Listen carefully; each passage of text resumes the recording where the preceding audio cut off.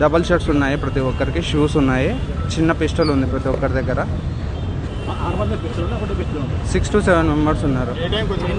10:40 ఒక్కరినే కాల్చారు, తొడపైన కాల్చారు. Rounds అంటే ఇంకా కింద చాలా సార్లు ఫైట్ చేశారు. సిల్వర్ తీసుకెళ్లారు. అవును. గోల్డ్ ఏం తెలియదండి. తొడకు తగిలిందండి. నా పేరు సులేమాన్ అండి. నేను ఎగ్జిక్యూటివ్ అండి ఇక్కడ. PRK హాస్పిటల్ దగ్గర.